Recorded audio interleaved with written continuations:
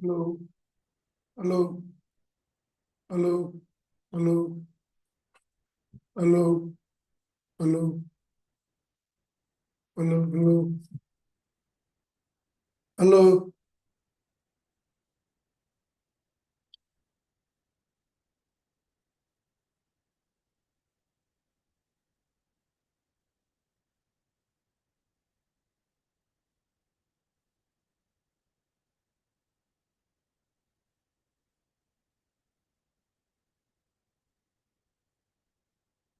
Hello. हाँ, hello. चलिए, अच्छा, हेलो। तो हम लोग एक नया चैप्टर स्टार्ट करते हैं। Body fluid and circulation. Body fluid and circulation, इसमें क्या क्या चीजें हैं? बॉडी फ्लूइड, तो बॉडी फ्लूइड में तो ब्लड आएगा, और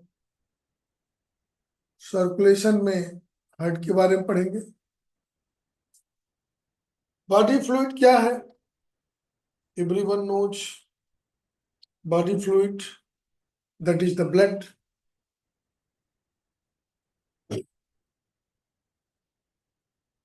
ब्लड क्या है? ब्लड एक फ्लूइड कनेक्टिव टिश्यू है। फ्लूइड कनेक्टिव टिश्यू,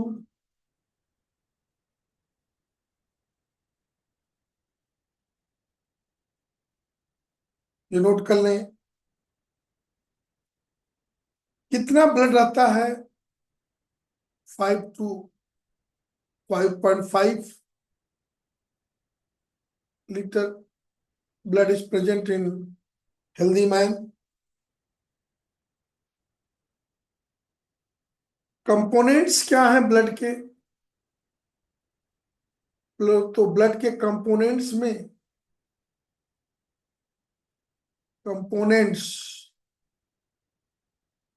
में सबसे पहला नंबर आता है प्लाज्मा का। फ्लूइड पार्ट है ये। इसका पीएच ब्लड का अगर पूछा जाए तो 7.4 एल्कलाइन है ये। प्लाज्मा जो है, ये ब्लड का 55% ऑफ ब्लड प्लाज्मा होता है। इसमें 91 to 92% वाटर पाया जाता है। मेन कॉन्स्टिट्यूएंट वाटर है। इसमें 6 to 8% प्रोटीन है।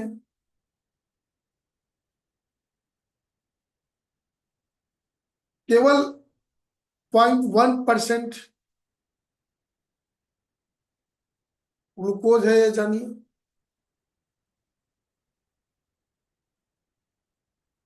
प्रोटीन जो 6 to 8% है,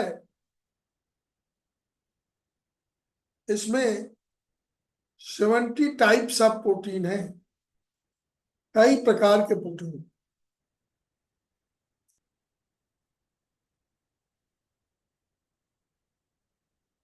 अब जो बाकी पार्ट है,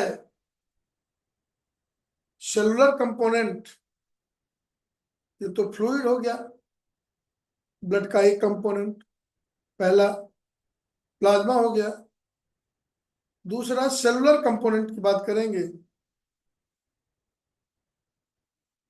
सेलुलर कंपोनेंट साथ साथ आप नोट करते जाएंगे। सेलुलर कंपोनेंट में तीन है, तीन सेलुलर कंपोनेंट है। पहला तो आरबीसी है, जिसको हम इरिथ्रोसाइट बोलते हैं।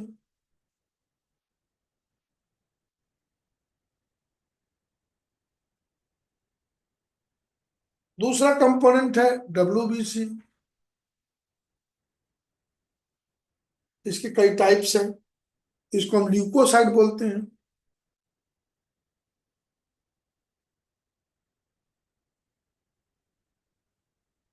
और तीसरा कंपोनेंट है ब्लड प्लेटलेट्स।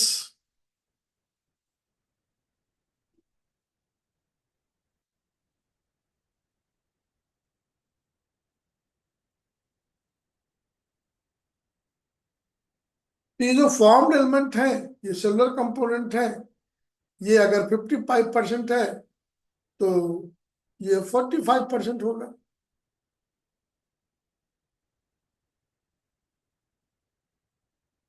अब अगर हम आरबीसी की बात करें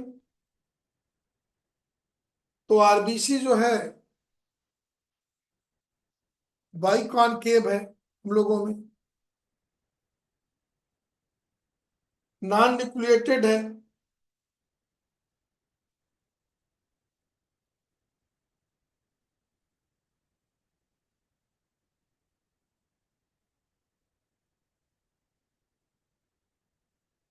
फिश और एम्फीबियंस में, फिश में, एम्फीबियंस में,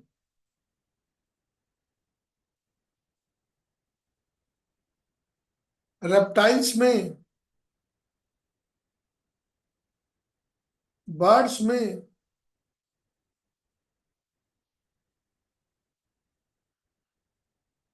इरिथ्रोसाइट जो है ये ओवल है।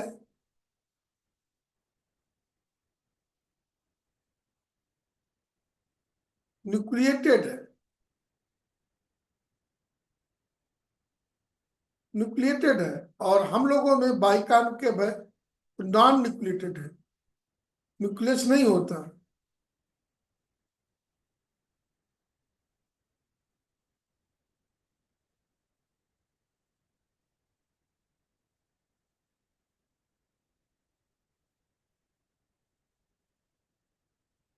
एक चीज थोड़ा सा और ध्यान दें, तो जो ह्यूमन फीटस है, जो ह्यूमन फिटस है उसके आरबीसी में न्यूक्लियस होता है, वो न्यूक्लिएटेड होता है।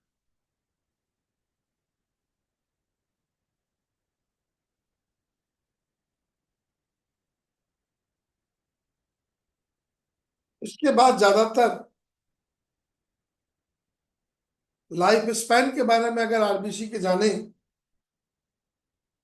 तो इसकी लाइफ स्पैन 120 डेज होती है।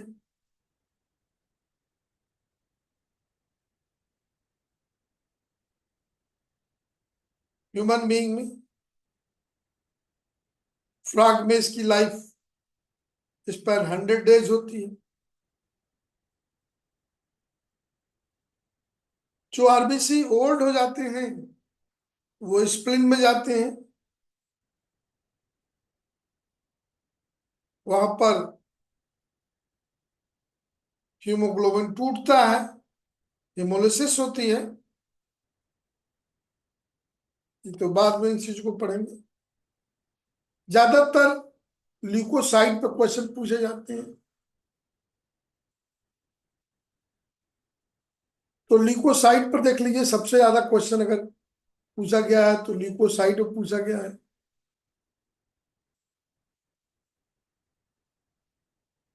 डब्ल्यूबीसी पे क्वेश्चन कम पूछे जाते हैं।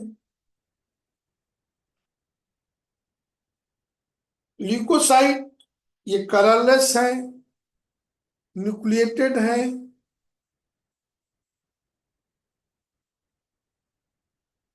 न्यूक्लिएटेड है, कलरलेस है, अमीबॉयड है।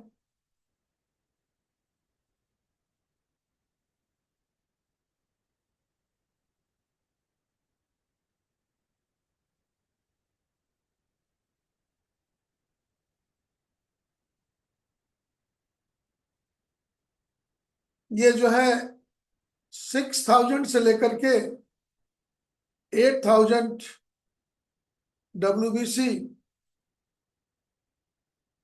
1 ml ब्लड में वह 1 mmQ ब्लड में पाए जाते हैं। अब इनके टाइप्स क्या हैं ल्यूकोसाइट के, वो सबसे ज्यादा इंपॉर्टेंट है। इनको हम दो भागों में बांटते हैं, ग्रैनुलोसाइट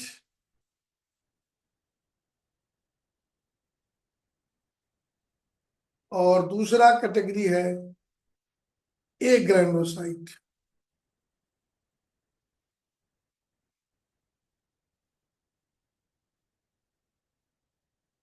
ग्रैनुलोसाइट,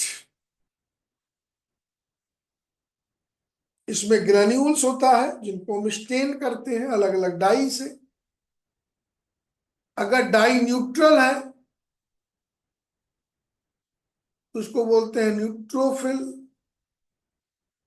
अगर ग्रेन्यूल्स न्यूट्रल डाई द्वारा स्टेन होते हैं, न्यूट्रोफिल, ये सबसे ज्यादा पाए जाते हैं 60 to 65%। अब टोटल ल्यूकोसाइट, इसमें 2 to 7 लोब्ड न्यूक्लियस होता है।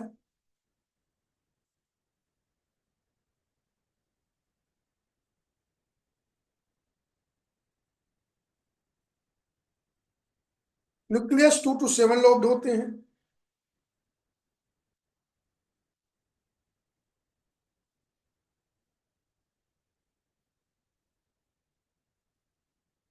न्यूट्रोफिल जो है ये प्रोटेक्ट बॉडी अगेंस्ट इंफेक्शन। सबसे बड़ी बात इनकी है प्रोटेक्ट बॉडी अगेंस्ट इंफेक्शन। तो ये माइक्रोब्स को किल करते हैं, फैगोसिटिक है ये। फैगोसिटिक मीन्स किल माइक्रोब्स।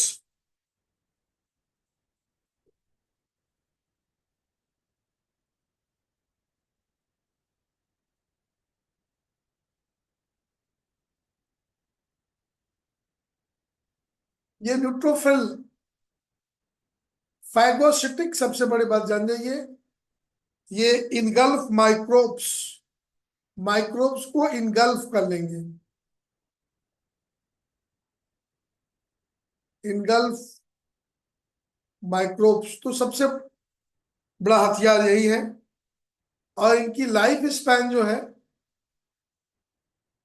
10 से 12 घंटे होती है।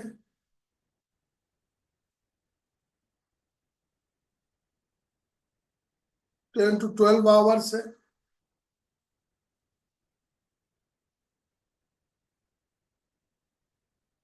तो लाइफ स्पैन की बहुत कम है। दूसरा, जो एसिडिक डाई से स्टेन होता है उसको बोलते हैं हम इओसिनोफिल।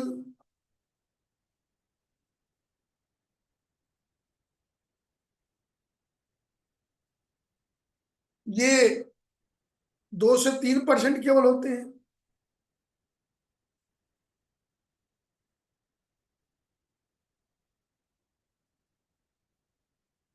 इनका मेजर काम डिटॉक्सिफिकेशन है,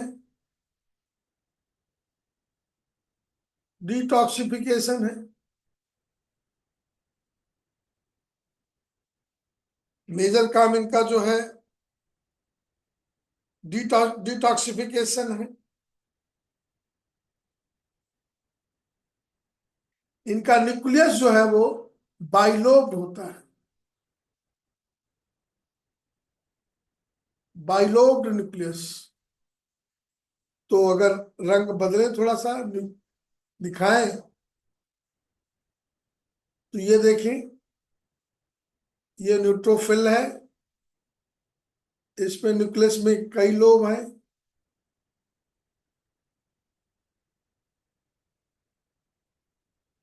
मल्टी लोब्ड हो गया ये, इसके न्यूक्लियस में 2 लोब हैं। एसिनोफिल ये बाइलोब्ड हो गया।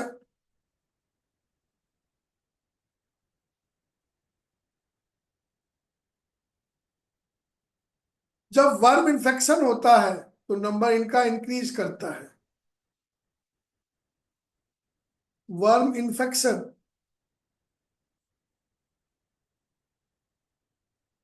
Number increases.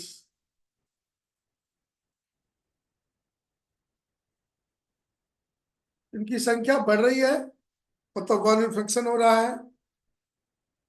एलर्जिक डिसऑर्डर हो रहा है।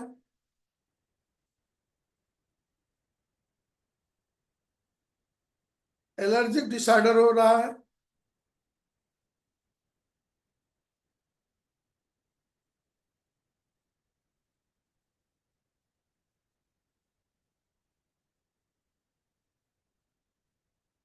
इनकी लाइफ स्पैन फ्यू डेज होती है। तो ये यहाँ तो लाइफ स्पैन यहाँ बहुत कम है 10, लेकिन यहाँ फ्यू डेज है। तो एसिनोफिल कुछ दिनों तक बढ़ा रहता है।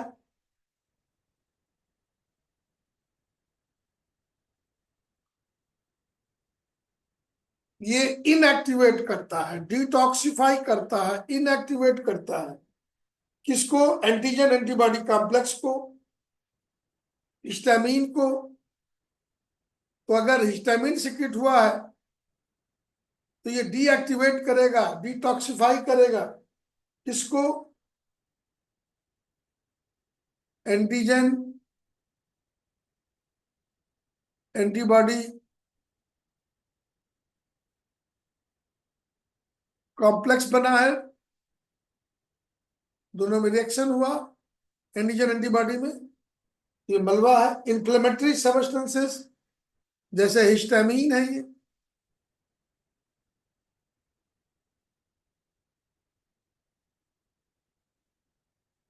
इसको ये डीएक्टिवेट करेगा।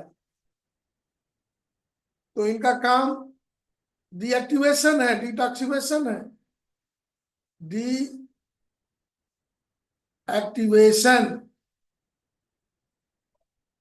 और तीसरा है बेसोफिल। बेसोफिल कैसे होते हैं? इसमें जो न्यूक्लियस जो है वो एक्सेप्ट होगा।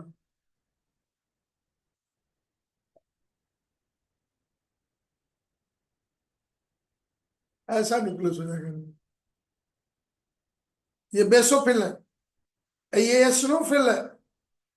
ये न्यूट्रोफिल है। न्यूट्रोफिल में 2 से 7 लोग न्यूक्लियस के। ये फैगोसिटिक है, माइक्रोब्स को कंट्रोल करता है, सबसे बड़ी बात है। प्रोटेक्ट करता है इन्फेक्शन से। लाइफ स्पान इसकी 10 से 12 घंटे है। एसिनोफिल जो है ये 2 से 3% है। अच्छा, ये सबसे ज्यादा न्यूट्रोफिल होता है, उससे कम एसिनोफिल, उससे भी कम बेसोफिल। बेसोफिल जो है 0.5 to 1%। एक्सेप्ट न्यूक्लियस,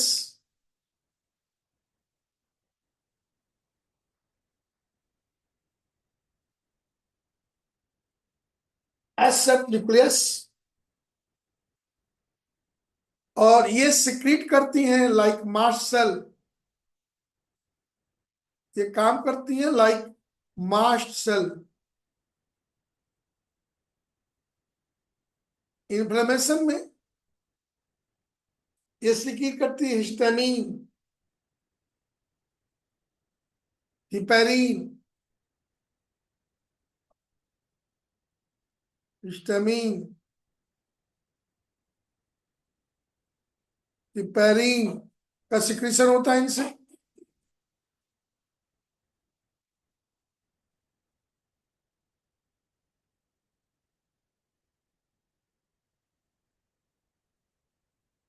इनकी लाइफ स्पैन लंबी होगी, 9 to 18 मंथ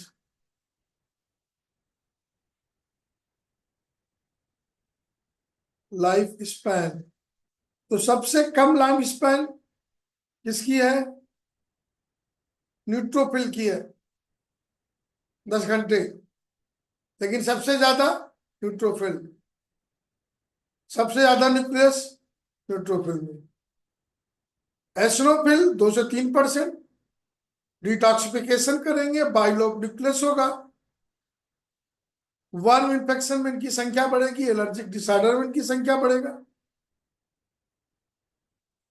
इनका जो जीवन काल है, लाइफ स्पैन है, फ्यू डेज है। और ये एंटीजन एंटीबॉडी कॉम्प्लेक्स और हिस्टामिन को डीएक्टिवेट करते हैं। डीएक्टिवेट। दूसरा बेसोफिल है, नाम लिखते हैं, बेसोफिल।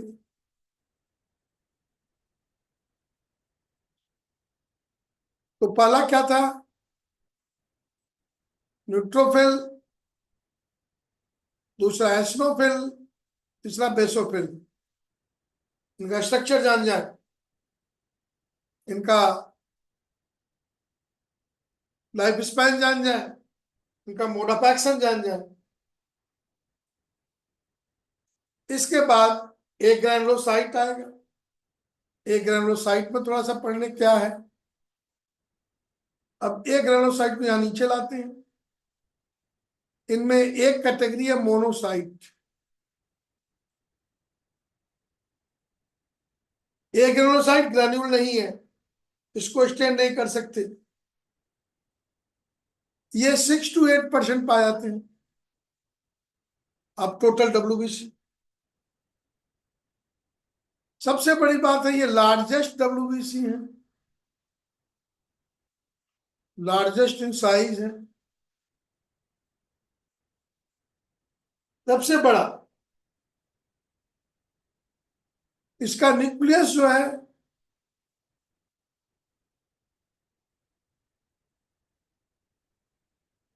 न्यूक्लियस इसका रेनिफॉर्म है। रेनिफॉर्म का मतलब थोड़ा सा धसा हुआ, ऐसा न्यूक्लियस रेनिफॉर्म न्यूक्लियस होता है। ये मोनोसाइट है, इसमें रेनिफॉर्म न्यूक्लियस है। ये फिर फैगोसिटिक होते हैं न्यूट्रोफिल की तरह, हाईली मोटाइल होते हैं, सबसे बड़ी बात ये है। बड़े भी हैं, हाईली मोटाइल भी हैं, फैगोसिटिक हैं। जहां इन्फेक्शन होगा वहां जाएंगे और माइक्रोब्स को खा जाएंगे, इनगल्फ कर जाएंगे। बड़े बड़े हैं।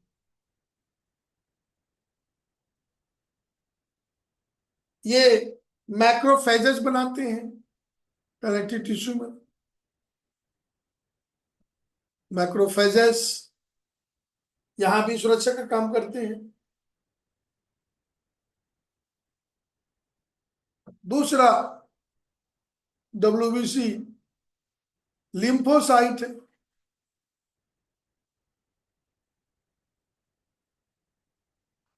लिम्फोसाइट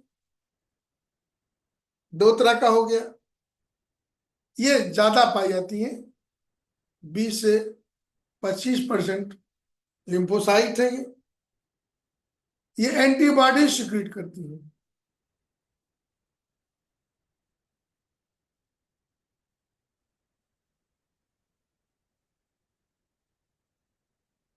ये इनकी लाइफ जो है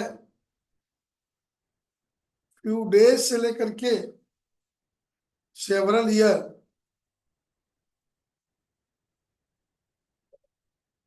कई साल तक ये रहती। तो सबसे लंबा जीवन काल लिम्फोसाइट का होता है। बेसोफिल भी 9 to 18 मंथ है, लेकिन ये मंथ है, ये ईयर्स है।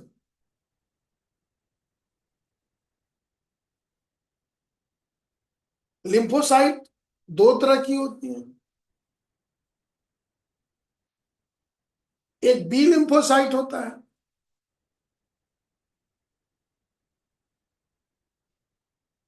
बी लिम्फोसाइट ये 15% टोटल की लिम्फोसाइट की 15%, और इसकी 85% जो है टी लिम्फोसाइट होता है।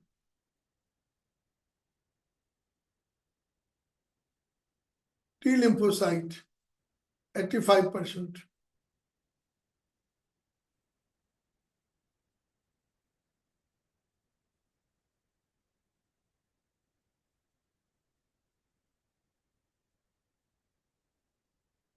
टी लिम्फोसाइट ये इम्यून सिस्टम का बड़ा पार्ट है इसमें।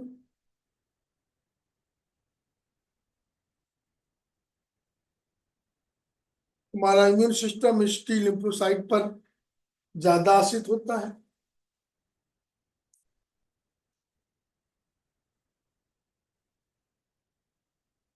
तो ये तो हो गया ब्लड के बारे में, आरबीसी के बारे में, डब्ल्यूबीसी के बारे में। थोड़ा सा कुछ और जान जाए आप। ब्लड में एक हिस्सा प्लाज्मा होता है, लिक्विड पार्ट, और उसी ब्लड को क्लॉट कर दो तो लिक्विड बढ़ता तो सीरम हो गया। समझिएगा, मतलब ब्लड में ये लिक्विड पार्ट प्लाज्मा है और बाकी ये सेल्स हैं।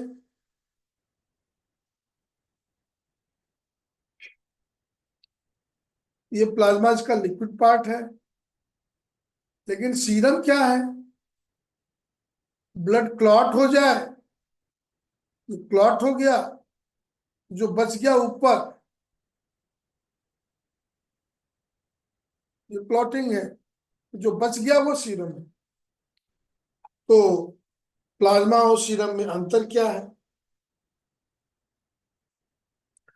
प्लाज्मा में प्लाज्मा में फाइब्रिनोजन पाया जाता है। फाइब्रिनोजन प्रेजेंट, इसलिए plasma help in clotting. Serum में फाइब्रिनोजन एब्सेंट,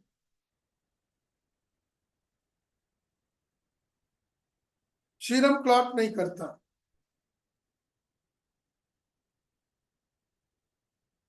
तो क्लॉटिंग में हेल्प करता है। प्रोथ्रॉम्बिन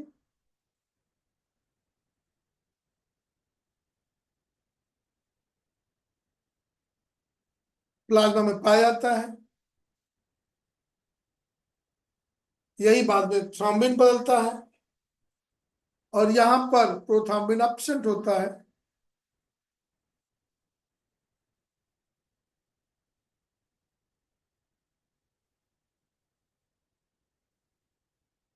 प्लाज्मा अंडरगो क्लॉटिंग, क्योंकि इसमें सब है।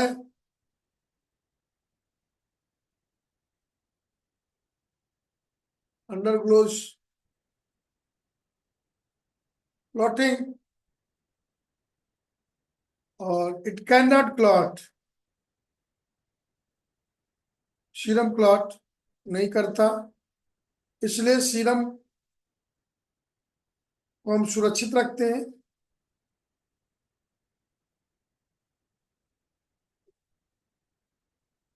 यहां प्रोटीन कंटेंट ज्यादा होगा, क्योंकि ये सब प्रोटीन ही है।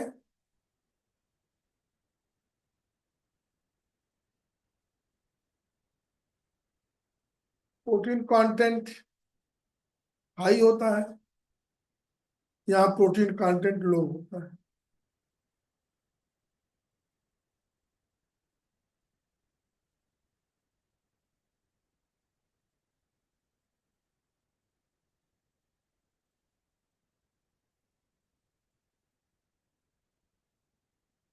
ये प्लाज्मा सीरम हो गया।